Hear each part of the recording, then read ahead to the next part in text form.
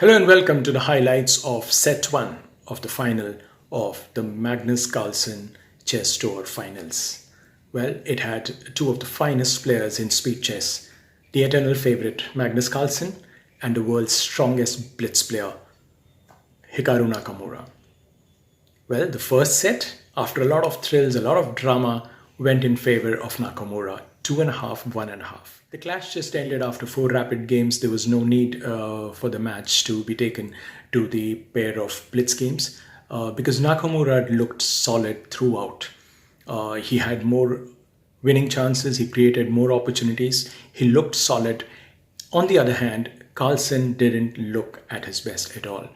Now, a lot of people believe that for Carlsen to be beaten, he has to come down from the levels that he normally maintains. So if Carlsen doesn't play at his best, then his opponents have a chance. And what we saw was just that Carlsen wasn't playing at his best. He couldn't find the best moves. And it was Nakamura who was just playing at his level. So the difference being so less between two players, and Nakamura actually gained from the confidence that he showed, the kind of moves that he played, the kind of positions he forced. Now, all this put together put immense pressure on Carlsen to come good.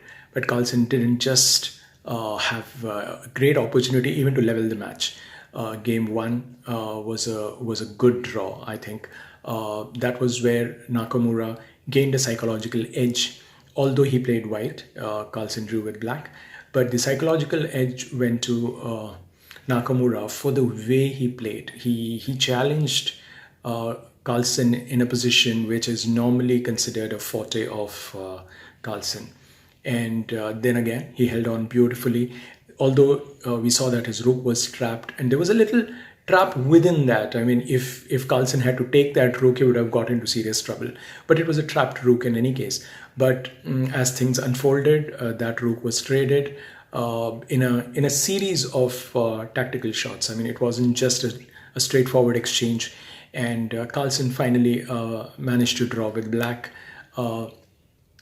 This particular game, although didn't really make Carlsen look very vulnerable, but it actually revealed that he was not looking fresh. He looked a little tired, a little jaded, because normally when you watch him play, his body language is pretty eloquent. It says a lot about him. But yesterday wasn't the same.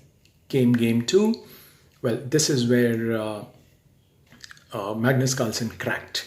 And credit to Nakamura for again getting into a position where, well, at one point Carlsen was struggling, and thereafter he just managed to get back a wee bit. But then Nakamura found this little opening from the queen side of the black side, from the king side of the black pieces, moved his rook to the extreme rank, got it going through the open file, and then Carlsen's king came under a decisive attack and eventually lost. Thereafter, game 3, well, this is where Nakamura had a great chance to close the match in 3 games. Up to move 30, he was right on top, but then one bishop move allowed Carlsen to get away, and that game ended in a draw. Credit should be given to Carlsen for saving half a point here. And then came game 4, where Carlsen had just that little bit of edge, but never enough to be, fancying his chances of leveling the match. So eventually it was Nakamura who drew the game in an opposite colored bishop ending with a couple of pawns on the board, but eventually all the pawns were lost, and there was almost, it was a dead drawn position. So give credit to Nakamura today. It was entirely his day, I think. It was like, although the score says 2.5, 1.5, well, he should have won in 3. Had he just got that one opportunity to seal it in game 3.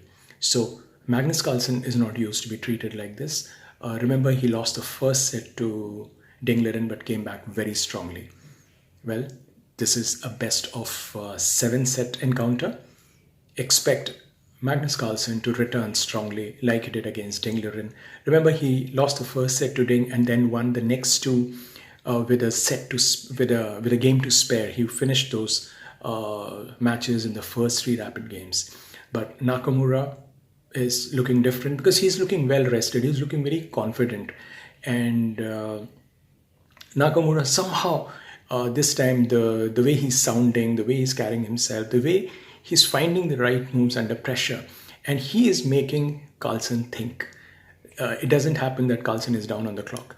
And what we saw yesterday was that Carlsen was actually, there were stages when he was worried about coming under severe pressure from the clock. And that's not easy. I mean, if you can make the world's strongest player sweat like that, that itself is an achievement.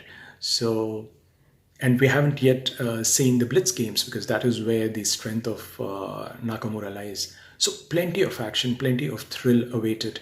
And I'll be back with the drama of set 2 tomorrow. Thank you for watching.